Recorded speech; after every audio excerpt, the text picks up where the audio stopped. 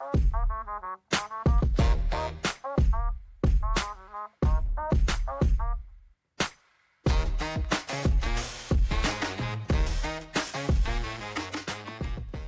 to Supercool, the show about low-carbon innovations now scaling. Each week, we talk with the founders, CEOs, and executives whose companies are winning customers, growing revenue, and capturing market share by turning carbon-cutting ideas into competitive advantage. This is the rise of the low-carbon economy, a multi-trillion-dollar transformation already underway. I'm your host, Josh Dorfman. A quick note about a new course from Supercool before we jump into today's show.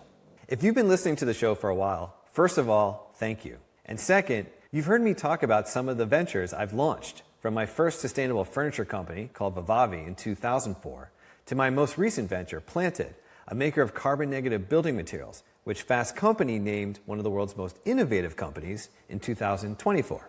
As a founder, I've come to realize that building really awesome climate innovation is half the battle.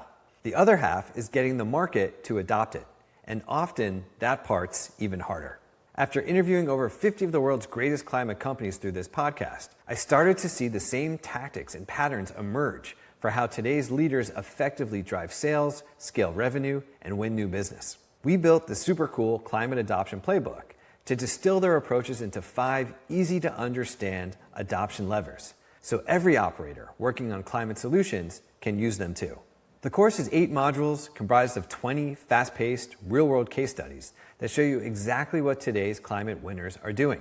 It enables you to quickly get up to speed on the strategies you can immediately apply in your business or organization. If you're building in the climate space, check out the course. You can find it at getsuper.cool/playbook. Now for today's show. When you think about oil's impact on energy markets, global investment, and geopolitics across the 20th century and into the present day, the story starts with one company, Standard Oil. Standard Oil didn't just shape an industry, it shaped how energy moved around the world, how economies developed, and how power was exercised internationally. Akshat Rathi, senior climate reporter at Bloomberg, author of Climate Capitalism, Winning the Global Race to Zero Emissions, and host of Bloomberg's Zero podcast, argues that when we look back on 2025, we'll see this as a turning point. But this time, the energy isn't oil, and the force reshaping the system isn't American.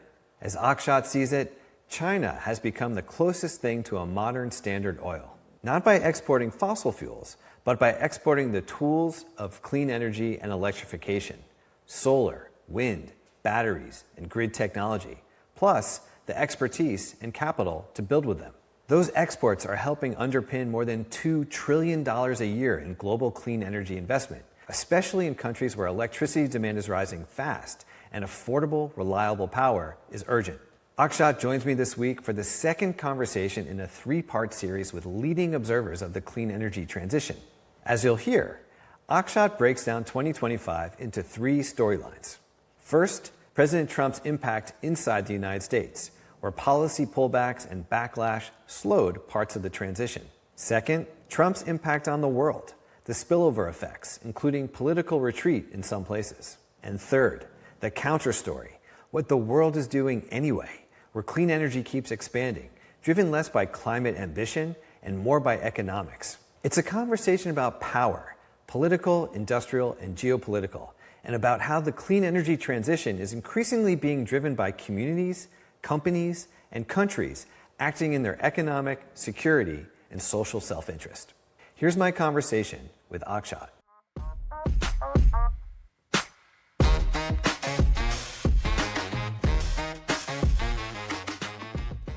Akshat, welcome to Supercool. Hey, it's nice to be here. Thanks for having me. Last we spoke was a different era. I was joking a bit before we came online. We spoke a number of years ago. I had a different podcast. I think I was exploring a different viewpoint.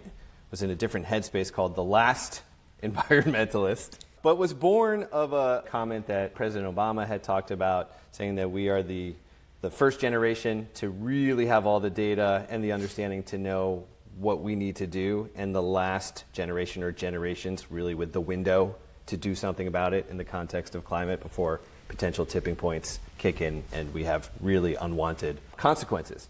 So Subsequent to that, though, moved back into the startup space, went and built a really cool B2B company making carbon negative building materials, got very focused on solutions, and hence here we are with Supercool.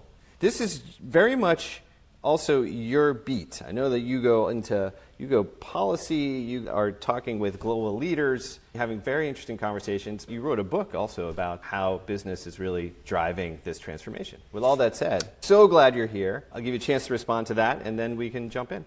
It's been a really fun space to be in, regardless of the politics and how it changes. Solutions are very much what my focus is, and in that, it's sort of solutions that work and solutions that people claim work but don't really work. So I essentially covered the universe of solutions, fake and real ones.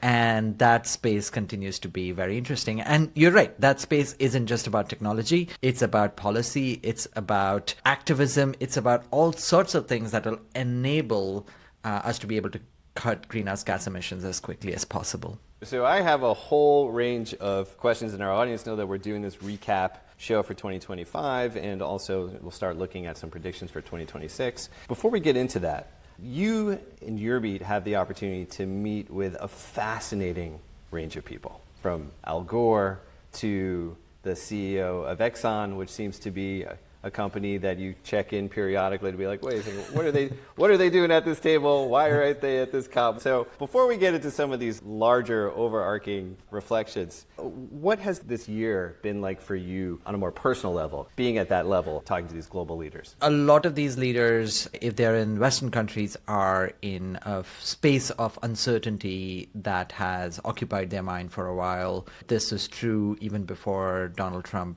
and his tariffs came in or his policy rollbacks came in. There were clear issues around affordability, around inflation, around how to meet increasing electricity demand, which again sort of predates 2025. That was already on the rise. Not forgetting that the climate problem exists, because most world leaders, they might talk a shop with Trump on climate, but they know that this is a problem that they're going to have to deal with, including, as you pointed out, the CEO of ExxonMobil, who last year, after Trump was elected, said on my podcast that he is going to try and convince Trump to stay in Paris. Didn't work. But the fact that an Exxon CEO, is trying to even do that speaks to that point. So the uncertainty has been, how do you square the circle with all these other priorities, this policy rollback, while you do know that climate is a problem that you're going to have to deal with one way or another?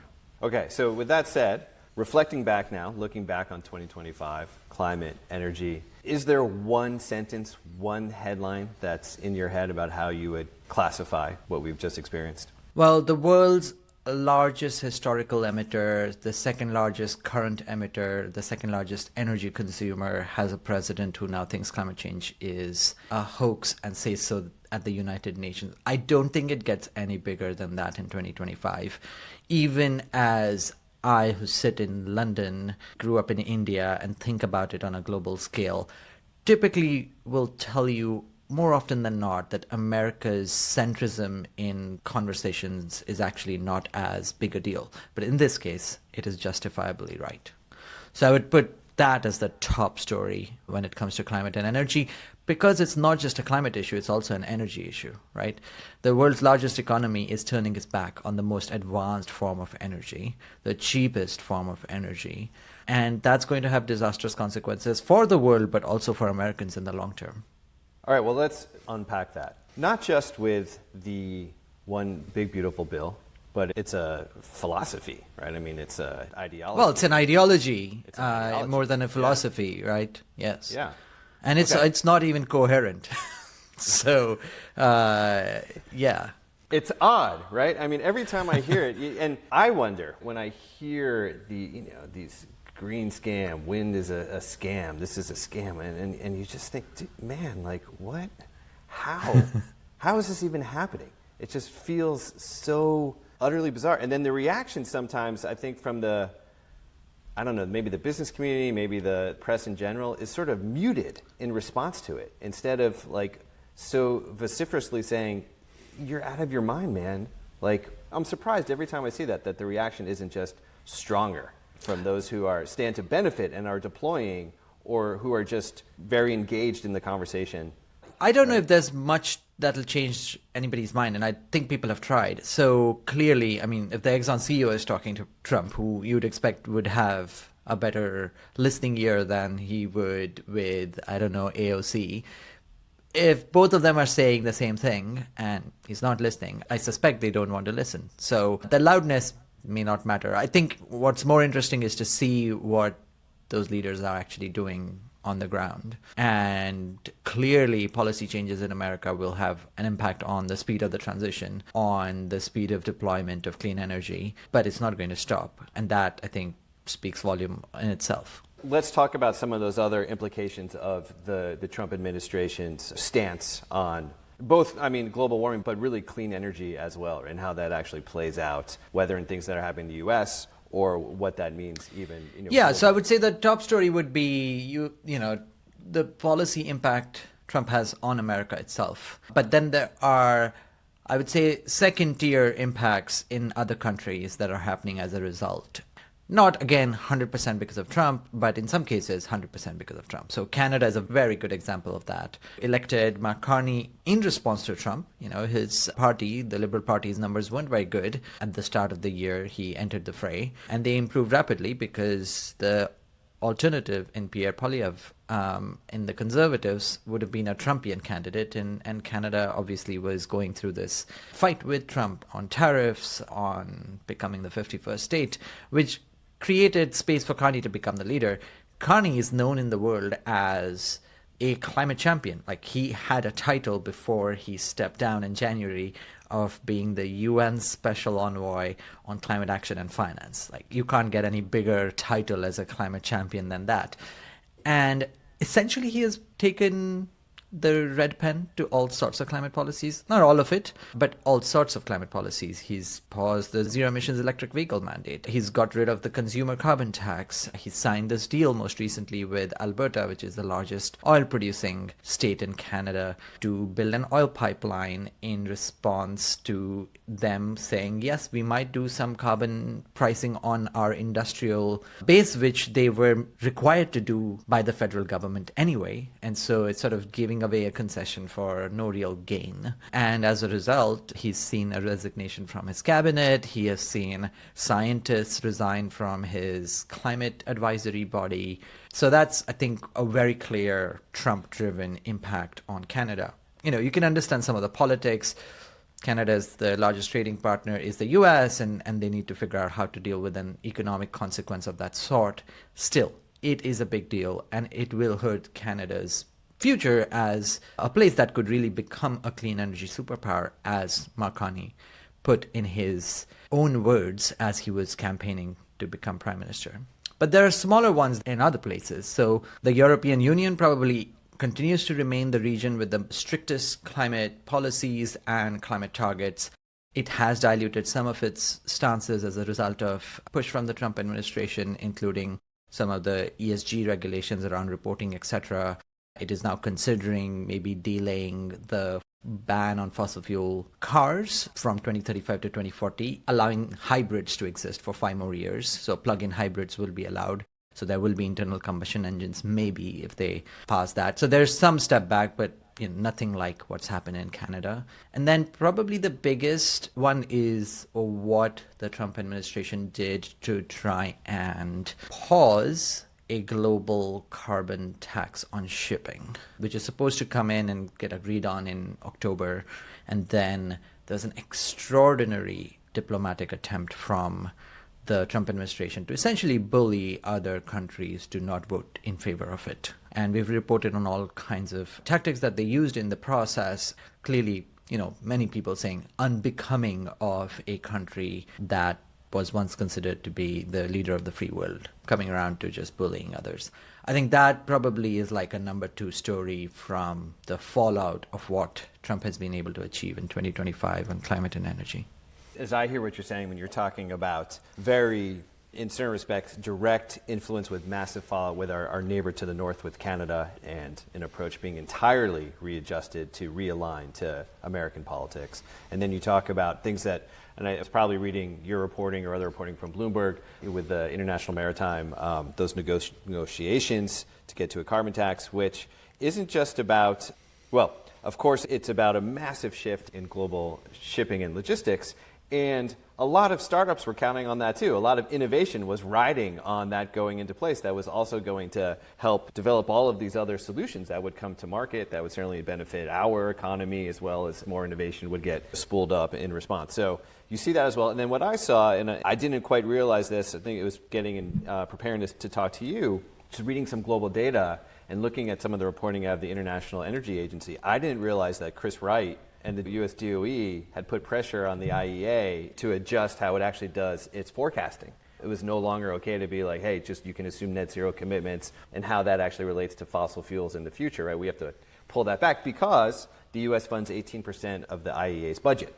And that direct influence, right, which is really also a massive shift in how we think about what the future is going to look like. So you see that kind of influence as well, which really caught me by surprise. Yeah, those are probably my two top stories, Trump's impact in the US and Trump's impact outside the US.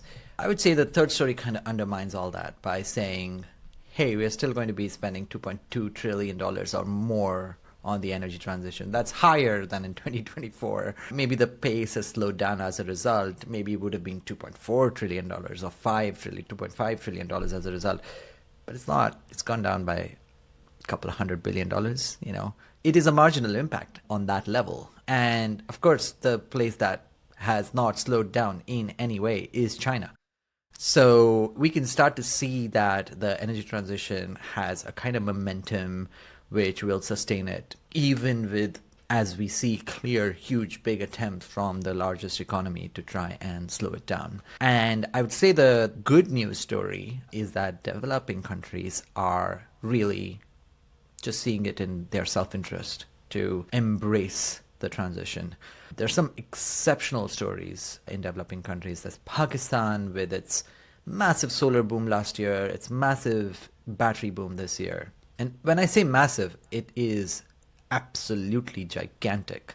So in solar, in 1 year, Pakistan imported as much in solar capacity as half of its entire existing grid's power capacity, just in 1 year.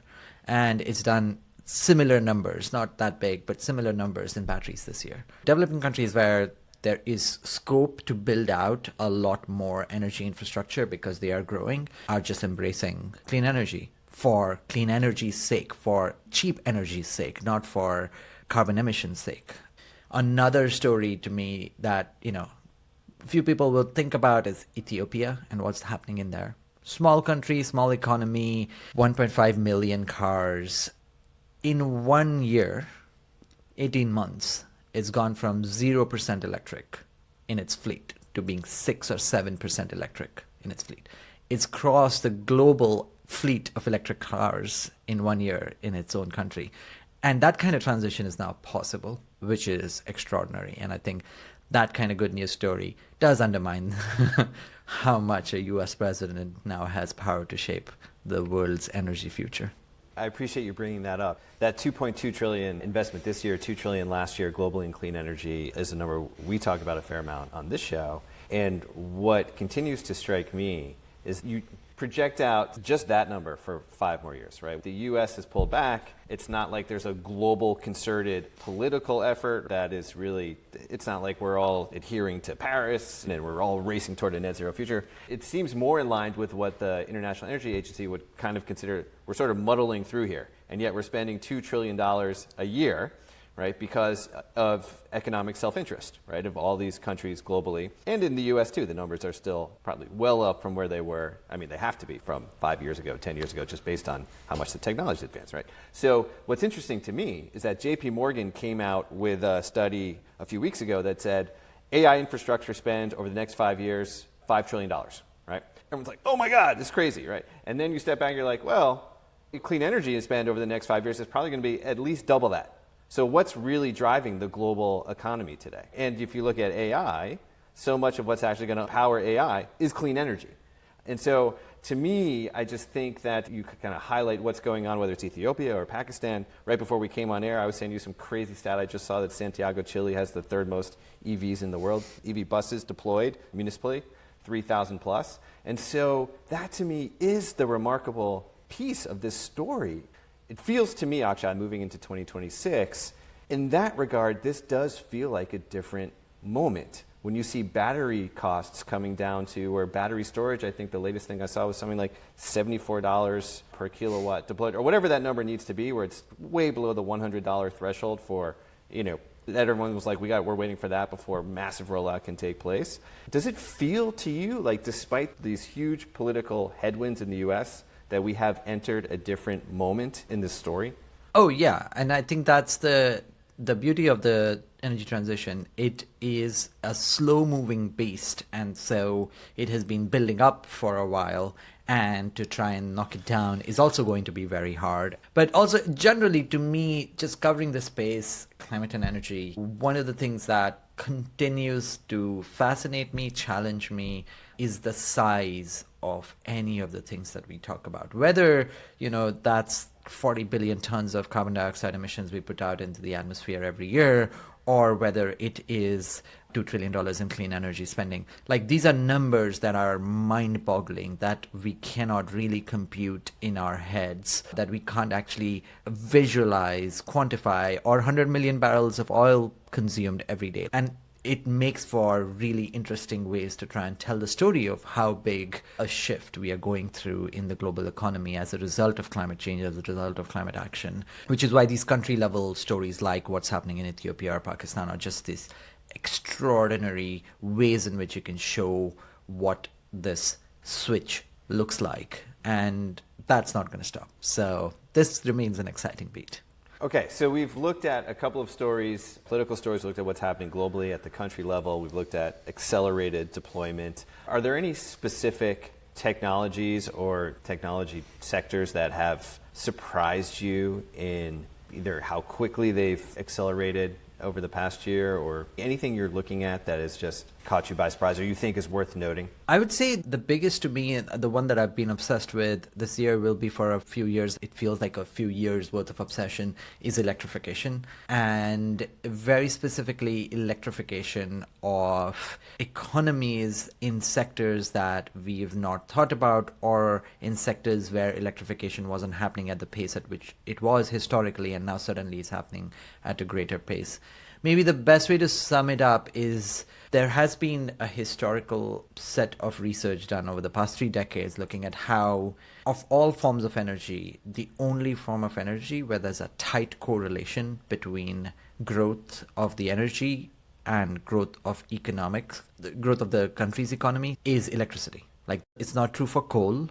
The coal consumption rises as you get richer, but then falls after about becoming a middle income economy. If you take all fossil fuel energy consumption, so total fossil fuel per capita versus GDP per capita, it is very regional. Like, a rich Asian country consumes way more fossil fuels compared to a rich European country. And so there isn't a tight correlation between fossil fuel use and economic growth. Electricity is the one thing where that relation is tight. So the richer you are, the more electricity you consume. For the last 3 decades, this is a tight correlation that has been studied. And that was starting to break down in the last decade for rich countries. Because in the last decade or two, there was deindustrialization, and developing countries were on that path of economic growth and electricity consumption growth. Rich countries were growing more slowly, but electricity consumption was flat or declining. And finally, that is switching back. So we are now back in that place where rich countries are struggling to get enough electricity supplies for their growth, and as a result are not growing as fast and are essentially leaving economic growth behind. So you have this fascinating time where developed countries are essentially, or should be, looking to developing countries for how to build their electricity infrastructure. Because in those places, they've been building electricity infrastructure, 5-10% annual increase in demand. And now the US and Europe are struggling with 2 or 4% of demand happening in a year. And they're like, oh my God, how are we going to build this? And I think that is a story that to me will continue to be a very interesting one to follow over the next few years. Okay, so let me ask you, along those lines, what's triggering for me, I know you recently interviewed, I won't think of his name, but the guy who wrote the book on China and the US, or really looking at China. Yeah, China's Dan engineers. Wang. Okay, Dan Wang. Breakneck. breakdown, right? So China, run by engineers, U.S., run by lawyers. I mean, that's his lens, right, to say, this explains why China treats its economy and its society as an engineering experiment. But you can get massive, rapid deployment of things like grid and electrification and really move that forward. And we may have a system that actually just kind of slows it down and cloudies and muddies and goes to court and argues. There's clearly a truth in that. But how do you see what the West or say the U.S., what do you think needs to shift in order to move a lot faster? I think that is one lens. I don't think it explains everything. It speaks to a politics which is very different in the two places. You can be an engineering state if you don't have to run elections every year and 4 years. And Akshat, let me just say this, and I'm sorry to cut you off, but you also said, developing countries. We didn't just say China, so I don't want to just narrow it to that focus. If there's That's right. Then I would say the thing that is the biggest difference. I grew up in India. I was there till I was 21 before I moved to the UK. So I can speak with some authority, is that there's just a different mindset. And that kind of mindset difference is probably visible between America of the 2020s and early 2020s and Europe or UK of the early 2020s, sort of post-Brexit economy, really struggling. Oh God, what are we going to do? Whereas there was America, we're going to develop an mRNA vaccine and we're going to develop AI. And there was this just excitement. That difference that you see in the US versus the UK, multiply that many times more. That's the kind of feeling that you have in developing countries. Everybody is excited about growth, is excited about hustling. Yes, they are all frustrated by governments because governments are coming in the way, they are corrupt, they don't actually do as much as needed to push for growth, but they also know there's potential for us to grow and that we will find a way to grow. And that excitement, which exists in China, which exists in India, which exists in Ethiopia, that doesn't exist in the West. So I would say more than the engineering mindset versus the lawyer mindset, it is the mindset of how can we get better? How can we make our lives better? What can we do to do it rather than always expecting the system to help us do it? Or how can we push the system so that we get to progress while everybody else is trying to hold back progress, which happens in developing countries. I think that is very different. It's not a rosy picture. Developing country life is not great. There's a lot of poverty. There's a lot of hustle. Air pollution levels in India are horrible.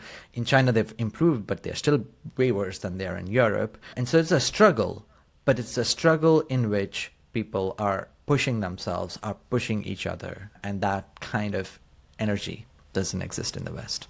Yeah, I think that's a really good point. And I think there's probably a number of reasons for that. I'd say a couple things. It takes me back to a conversation I had almost 3 decades ago in Hong Kong on a bus going to the airport to fly back to the States. And I was sitting next to a businessman from India.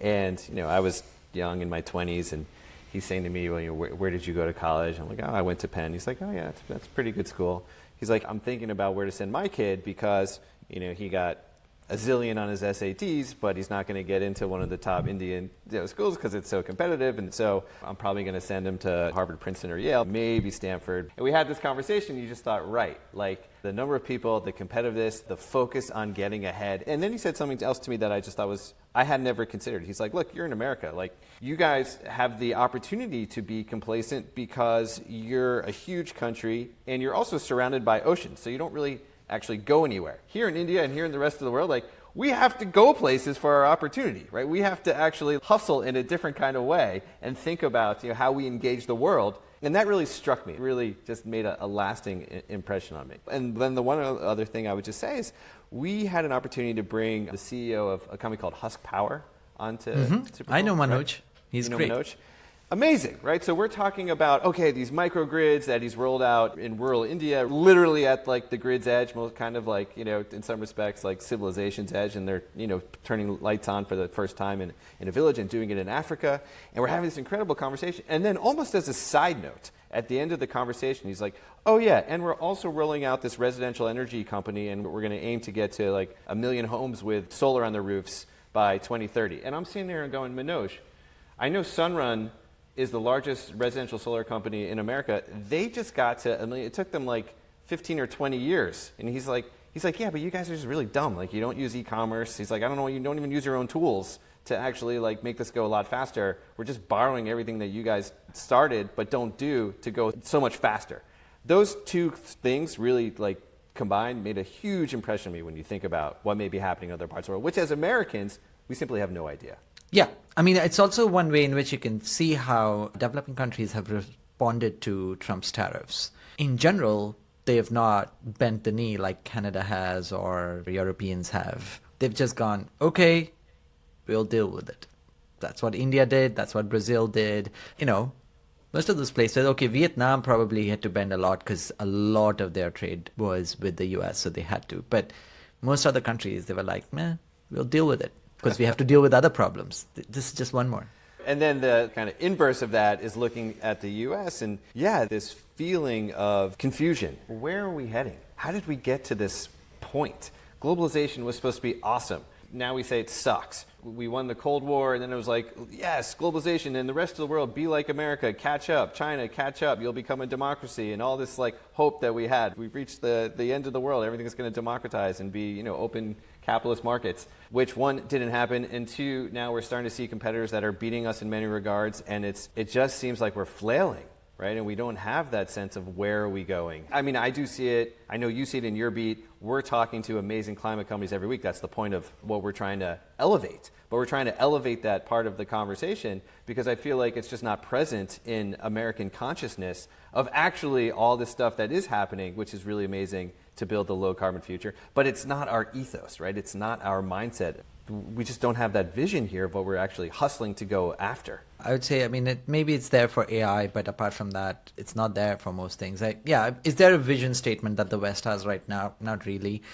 It's fractured, right? America is separate from Europe now, and if anything, wants to go after European Union and break it apart according to the new national security strategy from the US. So there isn't a coherent vision between the big Western powers. But even within those, is there a coherent vision out to the world? Like the national security strategy reads as, you had to sum it up as a transactional win. Where can we win through the best transactions? Doesn't matter what ideology we bring behind it. Yeah, you want to be a dictator, fine. Just, do a deal with us. You want to be a democracy, whatever. You can do whatever you want. Give us the metals. It's all transactional. European Union has a vision, but it is not one that is backed with the strength that the European Union can bring. And it certainly is underperforming to its potential. As an economy, it's almost the size of America. It has a greater population than America. Innovation exists over here. Universities are amazing. Capital exists. Yes, the defense sector, which is probably the one really weak point because it was left to America to defend European interests, that is one that needs to be fixed. But on everything else, Europe can do a lot more than it currently thinks it can do or currently is doing.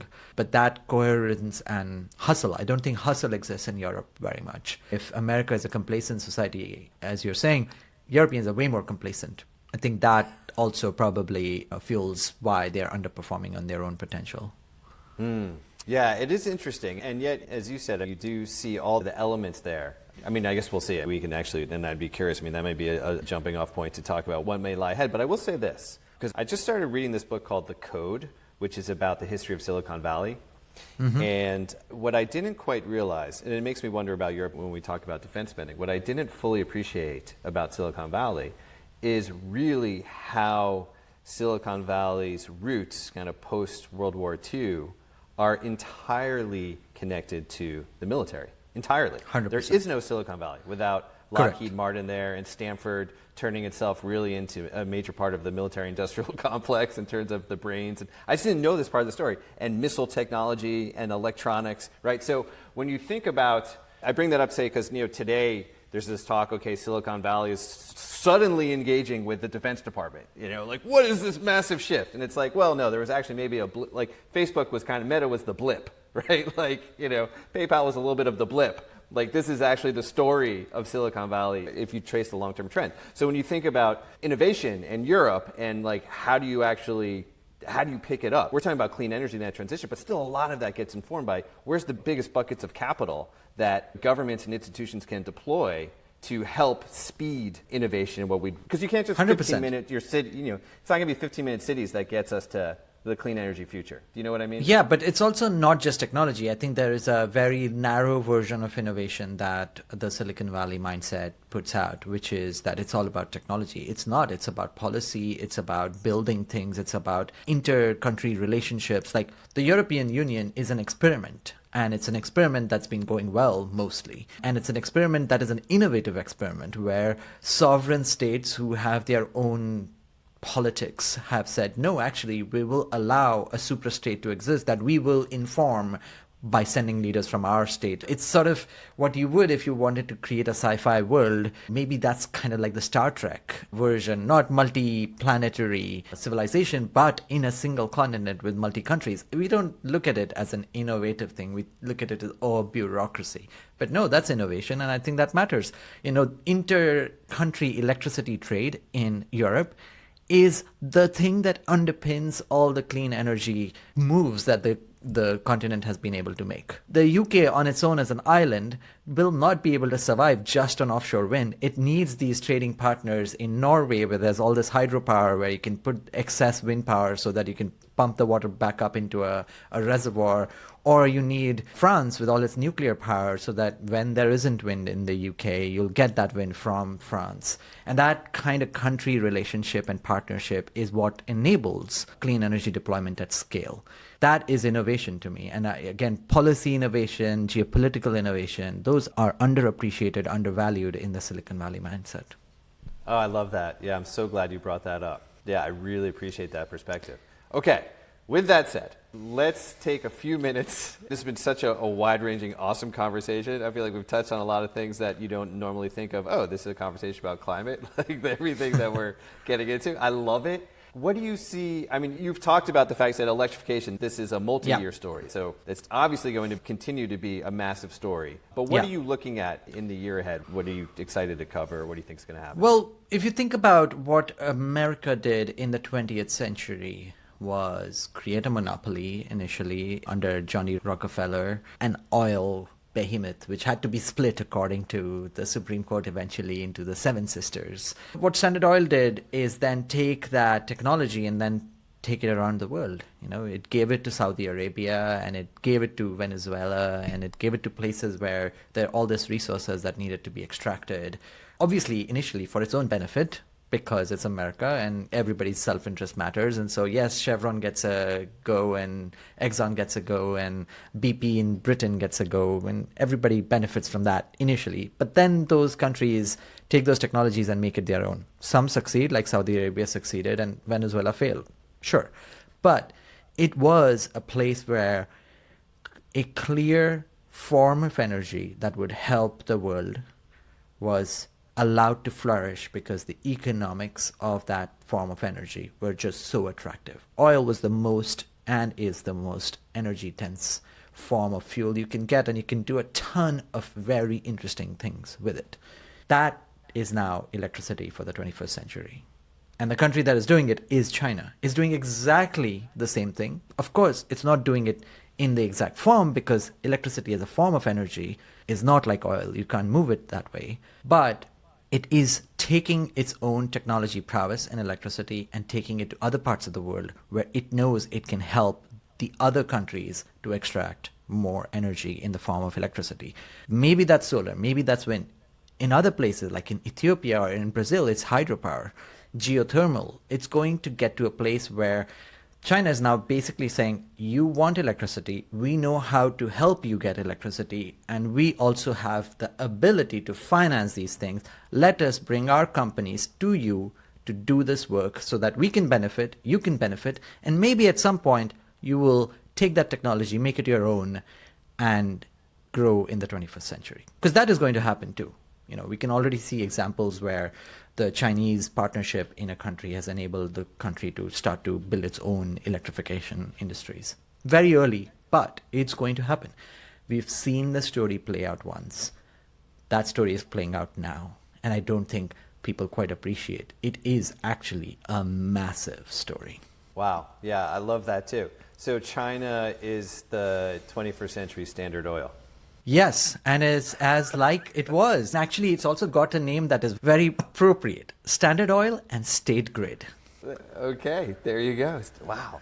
It's just such helpful context to think about what China is doing and how to think about what they're exporting and what that means for the world and what that means for the 21st century. Right? And, we sit here in the West and we go, oh, China, they're evil, they're going to come after us, they're going to put chips in our phones, and maybe they will. I'm not saying that that might not happen. But when America went around the world getting oil from everywhere else, that is exactly the conversation developing countries were thinking about America. They were like, what is this country coming here, taking our resources? But, at some point that got laundered after World War II in a place where America said, we're going to be the place of freedom. We're going to, bring democracy to the world. And those clothes are off now under Trump, I think. Yeah, well, I think that's pretty clear. It's pretty transparent what that looks like. This has been a wonderful, wonderful conversation that gives me personally so much to reflect on and think about. I really appreciate the reporting that you do, the perspective that you have and that you clearly cultivate, I think, as you look at the world. I think it's so helpful for our Supercool audience to get that perspective. I didn't know that this conversation was going to kind of range so broadly from an international perspective, but clearly, like we talked about, this is the biggest driver of the global economy right now, is this spend and what this starts to look like. One thing that, in the last 10 years we've done under the Paris Agreement is that as a climate community, we have grown in numbers. The number of people involved in tackling this problem, thinking about it day to day, has grown tenfold, hundredfold. I don't know what the precise numbers are, but it's a massive growth. That growth has also forced us to specialize. There are now carbon removal industries that focus on biochar. It's like one specific thing that there are 20 companies and hundreds of people working on. That's good. But I think in that process, there's been two big problems. One, we've forgotten the big picture. And second, because we've forgotten the big picture, we are not communicating to the rest of the billions of people who don't think about climate every day, but whose lives we hope will be made better because of acting on climate change. We are not communicating that to that population. And I think that's where the backlash on climate policy is coming from. It is coming from the politics. You can blame a particular character, you can blame a particular ideology, but fundamentally, I think where we are missing, and the story that needs to be changed, is that we need to prove to people why this is in their benefit now and in the future. That resonates too. I had a chance to talk to David Roberts recently, and he really articulated something very similar. He actually took those 2 points. I mean, he said it, of course, in his words, but he said, one, this is the most exciting time to be doing things like geothermal because it was just so sleepy, and now when you actually get all these brilliant minds looking at it, you discover all these incredible things that actually can be done. And it seems like it's almost come out of nowhere, but it was just this sleepy thing, and it's like, oh my gosh. And you can do that across all of these technologies that were just sort of wallowing, right? And then you have, like you said, you have all these companies forming, and you're going really tight and focused on a niche without stepping back and saying, what are we doing here? And I think his point was, we're talking about solving climate change. That's like a really negative frame to begin with, that it's really just a losing frame to try and get people to necessarily get excited about, whereas the outcomes of doing that are so exciting and in people's self-interest. How do you find the communication tools, capabilities, ways to get that message across that light people up, and they see it too? Yeah, 100%. I mean, the 20th century, the whole point was, there were these world wars. We would like to avoid and prevent these world wars from ever happening again. Kind of a negative frame. Still, good things came out of it, but a negative frame. Like the European Union's initial creation was that we will stop countries with shared borders fighting, which is what every country with a shared border does. And European Union was like, no, we can't let that happen again. Horrors come through it. But in that negative frame, you got some good things. In the 21st century, we can have a positive frame. Not to say we want to avoid climate change. Of course we want to. But in the process of avoiding climate change, you build a far better future. And that better future is actually now in the grasp of people in the 21st century, would not have been in the grasp of 20th century people. So why can't we embrace that vision? And I think that message needs to come through it. 100% agree. All right. Clearly, we've got some big things to continue working on in the year ahead, and I'm glad that I've had a chance to catch up with you, hear your thoughts on where we are and where we're going. Akshat, thank you so much for joining me today. No, thank you. This was a lot of fun. And thank you for listening.